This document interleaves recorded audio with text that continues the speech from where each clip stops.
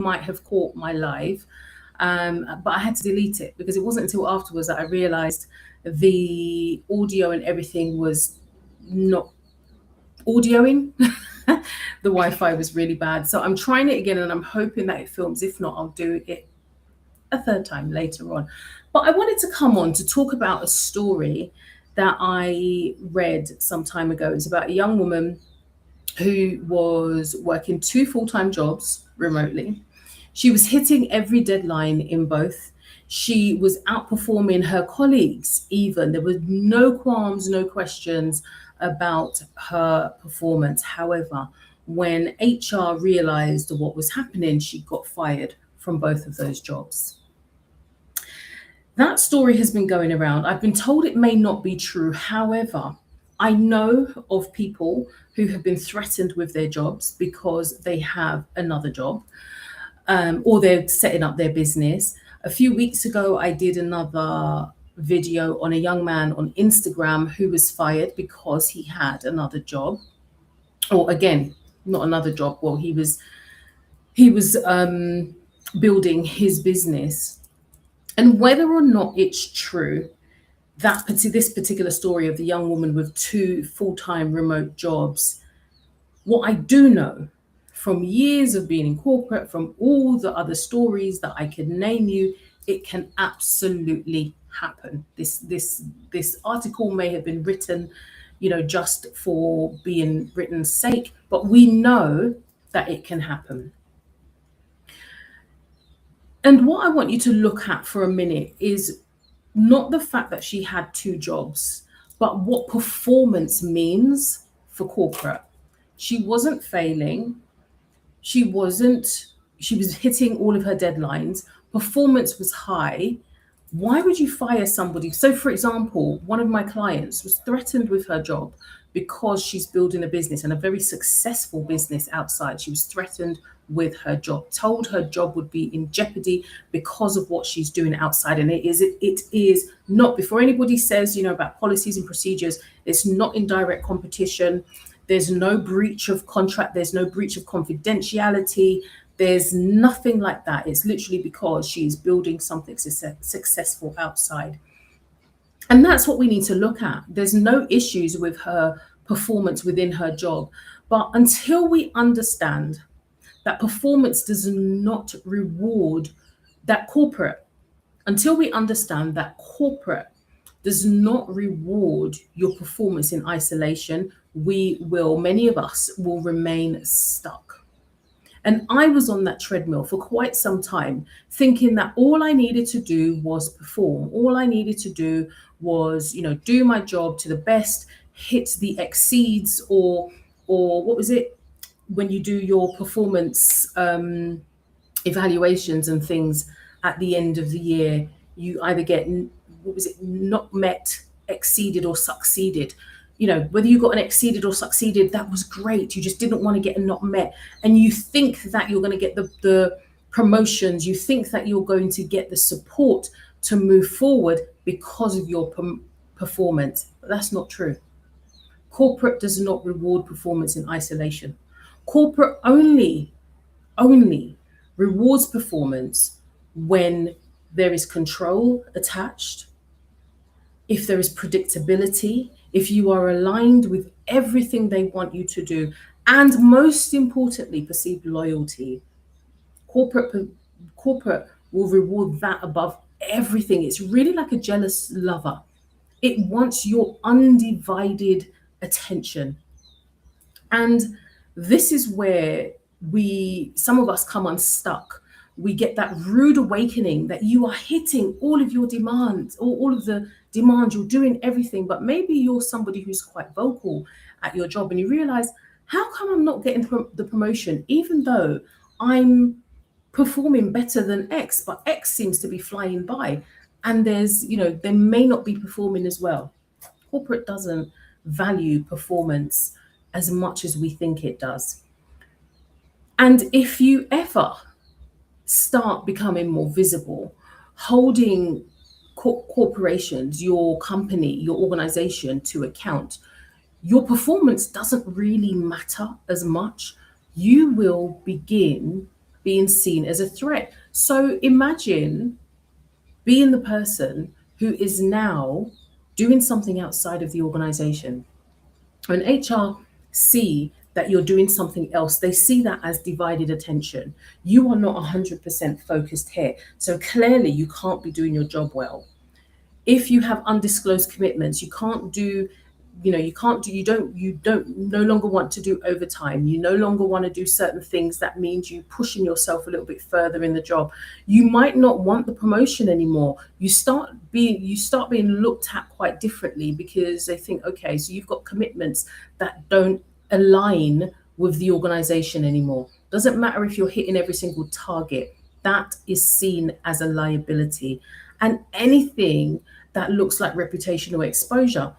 I did a video a few weeks ago on a young man on Instagram who was fired, and his employers were quite frank in what they said. They didn't say anything really about him filming in the office, in the building. And that for me was a huge no-no. You don't do things like that, because that's a breach of confidentiality and whatnot. And you're using company time to, even if you're on your break, you're using company's time, and it can be deemed as such. But he was making videos about how much he was earning. And they said it's because you're making money outside. You've got another business outside. It's like your entire focus needs to be on me, not on anything else. And so when your attention is divided, when it looks as if your loyalty may not be solely with that organization, your performance is not the thing that will push you forward. You will soon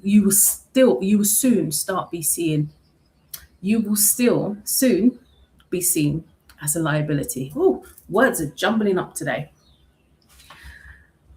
And when you realize this, it's kind of like when the scales fall and your eyes are open, you see that even though there are policies, so let's be very clear. Before we go much further, let me get very, very clear. I do not condone doing your business work or anything else on company time. Company time and resources, never ever use it. Do not go into direct competition with your company or your organization.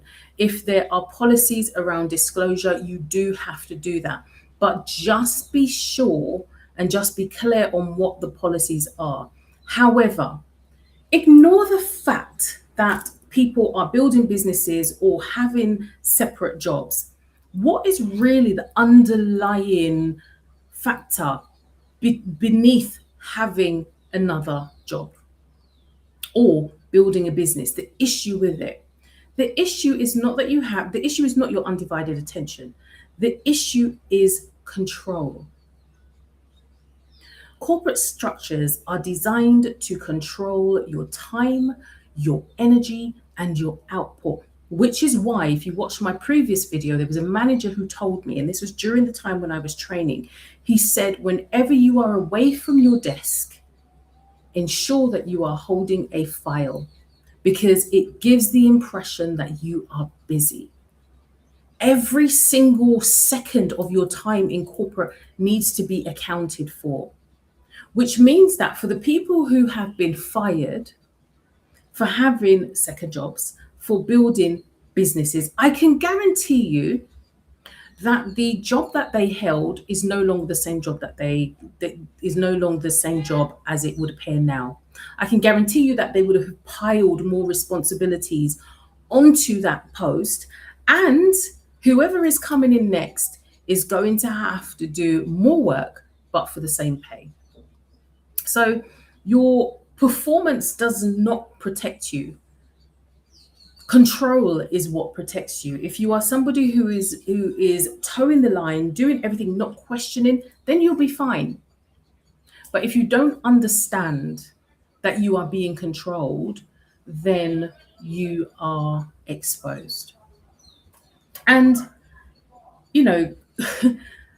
when you really think of somebody who is building a business outside of their 9 to 5, or even having a second job, look at the discipline that has to go into that. And especially if they're not um, badly performing in their job. When you look at that, wouldn't you say that that's something that should be rewarded? Because clearly this is somebody who can organize well. Clearly this is somebody who can prioritize well. And especially if you are holding down your 9 to 5 and not dropping any balls, you are hitting deadlines and targets, it's something that should be rewarded. However, the controls are there, and this is what I really need you to understand. The controls are there, not just for reputation. You have to look at, why are the controls there? It's not about reputation, because if it was just about performance, if it was that we needed your undivided attention so that you can do the job well, it wouldn't matter if you had a second job and you were doing your job well.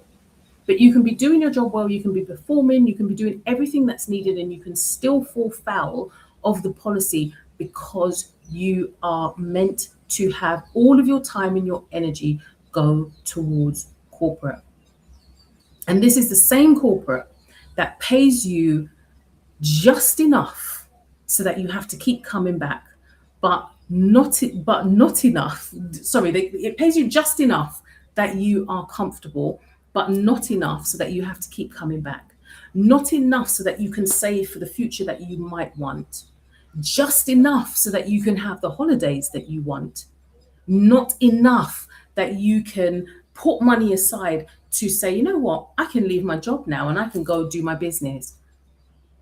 Imagine you were able to do that, to save money, put it to the side or whatever it was, and work on your business, and then you can leave when you wanted to. That would be good, wouldn't it? But then corporate places you in a space where you're too scared to do that. Because if you have a second job, if you are bringing in income from somewhere else, you're constantly looking over your shoulder as to, is my manager watching me on LinkedIn? Are my colleagues seeing me? What are they saying? And they keep you in fear. So what do? You don't say anything. You're too scared to be visible. You're scared to talk about it. You end up towing the line. You are being controlled. And this is why I don't teach it. And what, oops.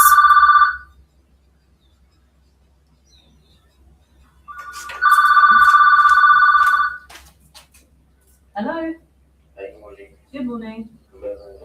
What time do you have access to the I've already brought my main one down, so I'm good, thanks. Okay. Yeah. Thank you.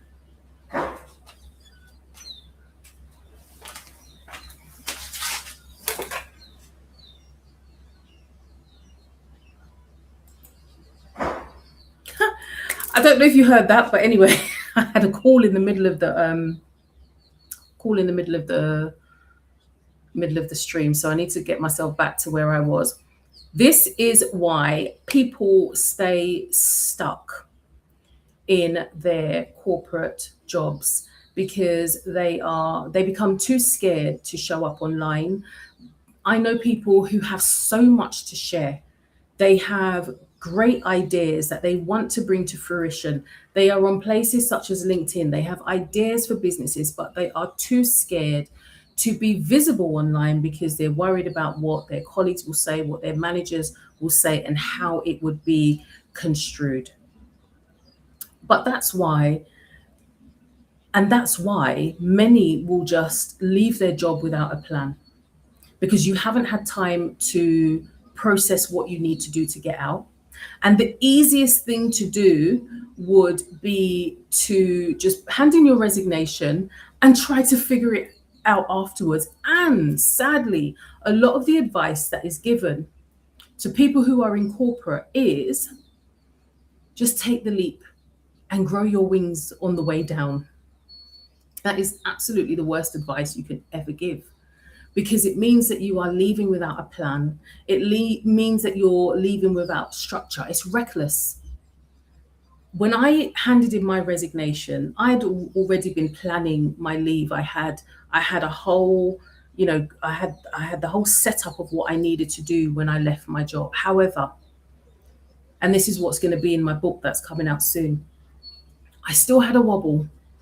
I still had days when there was a little bit of anxiety about, oh my God, not have I done the right thing, but Am I doing it correctly? And I remember meeting someone, he's actually a millionaire. I remember meeting someone who's a very well known, his brand is very well known. He sold it for quite a couple of million. And I met him at a conference.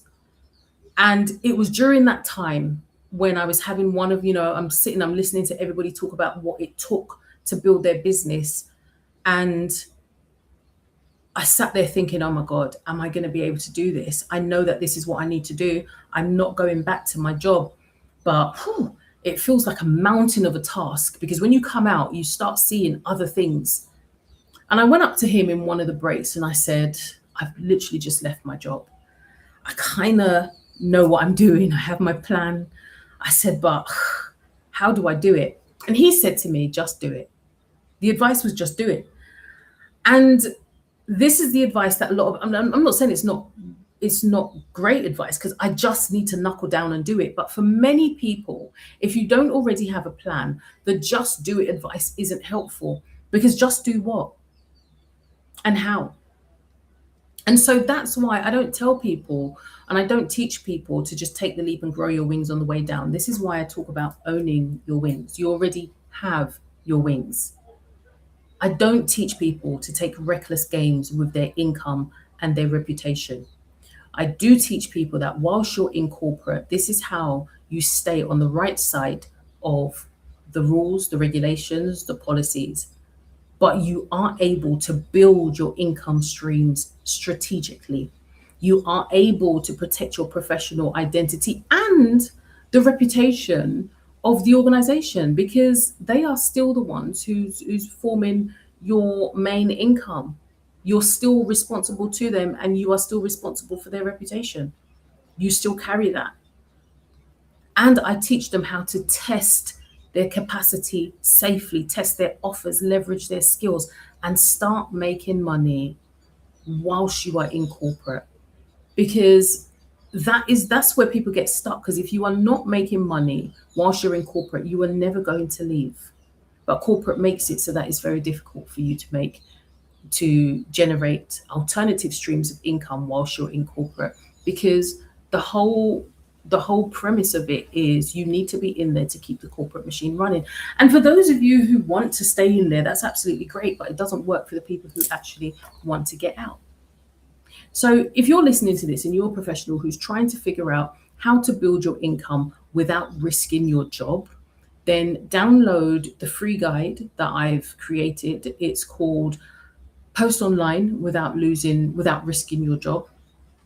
Comment ready below, and I will send you the link of how to download that. I did that guide because I wish there was one when I was there. I had to muddle through it and figure it out on my own.